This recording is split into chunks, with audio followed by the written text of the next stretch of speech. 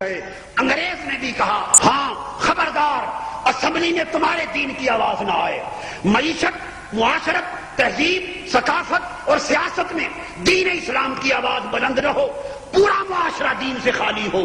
علماء نے بالعموم کہا پھر ہم دین لے کر کہاں جائیں؟ انگریز نے کہا مدرسوں میں بند ہو جاؤ، غریب بچوں کو پکڑو اور 12 سال 10 سال ان کو قال اللہ و قال رسول پڑھا کے مسجدوں کے امام بنا دو، مدرسوں سے نکلیں، مسجدوں میں چلے جائیں اور وہیں سے جنازے اٹھ جائیں۔ جس طرح عالم عیسائیت میں مذہب کے خلاف ایک بغاوت ہوئی اور ان کے مذہب کو چرچ میں بند کر کے رکھ دیا گیا اور پورا معاشرہ مذہب کے اثر سے آزاد کروا لیا گیا، اسی طرح 300 سال کے دور غلامی نے دین اسلام کے علوم کو، فنون کو، معارف کو فقط مسجد، مدرسہ اور خانقاہ اور دربار تک محدود کر کے رکھ دیا۔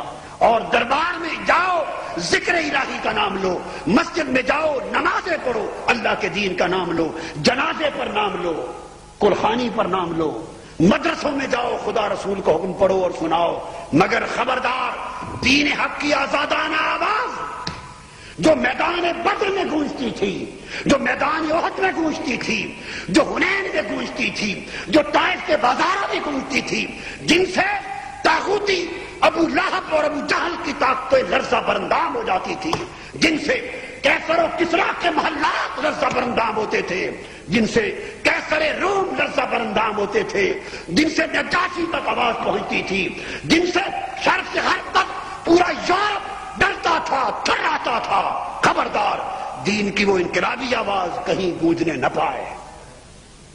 زکاتیں لو، چندے لو، جمعرات کی روٹیاں لو، بچوں کو کھلاؤ، دین پڑھاؤ، تاکہ ان کے اندر پست ہمتی پیدا ہو، ذہن کی وسعت نکل جائے، ذہن کی وسعت اور ذہن کی ہمگیریت اور فکر میں جرأت اور اس کی آزادی ختم ہو جائے۔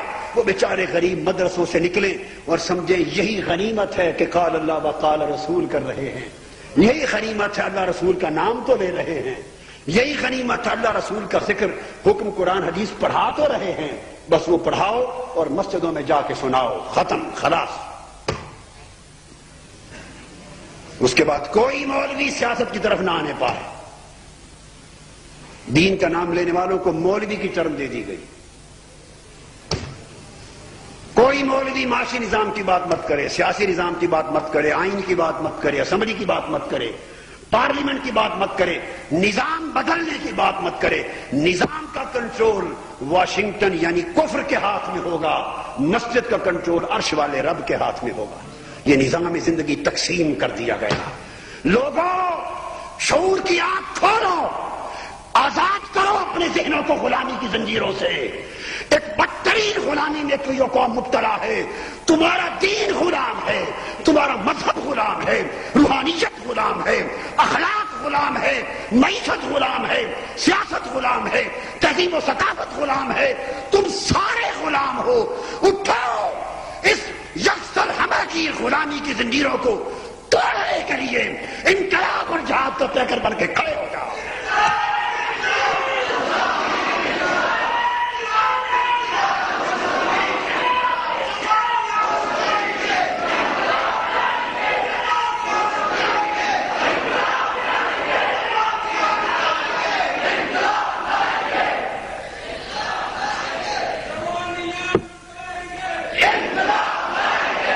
مصطفی انقلاب کے کارکنوں، آپ ایک عظیم جہاد کے سفر پر ہیں۔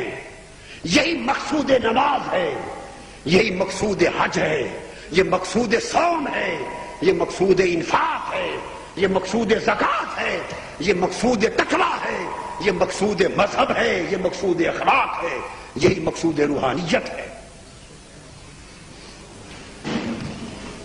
تاکہ حضور کے دین کو سربلند کیا جائے، جس کے لیے میرے آقا نے دان شہید کروا دیے تھے، جس کے لیے میرے آقا نے اپنے رخسار زخمی کروا لیے تھے، جس کے لیے میرے آقا خود دست مبارک سے خندقیں کھودتے تھے اور پتھر پیٹ پہ باندھتے تھے۔ کیا خالی نماز کے لیے کرتے تھے؟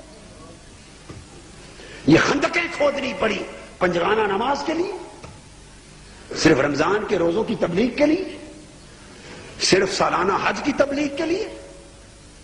کوئی سمجھائے تو صحیح۔ یہ جو پتھر کھائے بے ہوش ہو گئے میرے آقا، اور صحابہ کرام زخمی ہوتے، کئی شہید ہوتے، کئی گھر لٹ جاتے.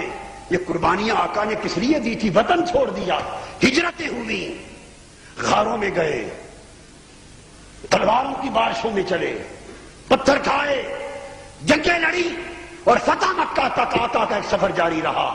کس لیے؟ خالی تبلیغ کے لیے.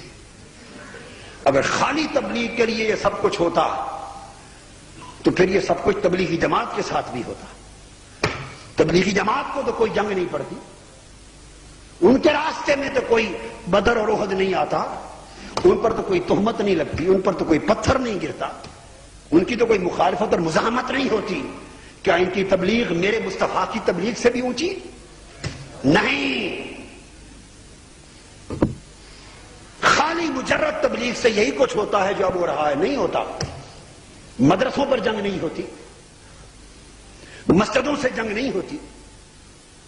جہاں خالی تبلیغ ہوگی، جہاں صرف اذان اور نماز ہوگی، جہاں صرف قرآن حدیث کا سبق ہوگا، وہاں کوئی پتھر نہیں پڑے گا، وہاں کوئی تلوار نہیں چمکے گی، وہاں کوئی حملہ نہیں ہوگا، وہاں کوئی مخالفت مزاحمت نہیں ہوگی، وہاں عزت پر کوئی حملے نہیں ہوں گے، وہاں اخباروں رسالوں میں کوئی تہمتیں نہیں لگائی جائیں گی. اس لیے کہ آپ نے ان کا راستہ چھوڑ دیا ہے اور ان کو آزادی دے دی ہے.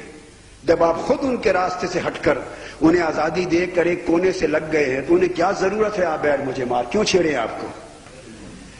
یہ سب کچھ اس وقت ہوتا ہے جب راستے کے ٹکراؤ ہوتے ہیں. یہ مصطفیٰ کے لیے ہوا، یہ صحابہ کے لیے ہوا، یہ حسین کے لیے ہوا.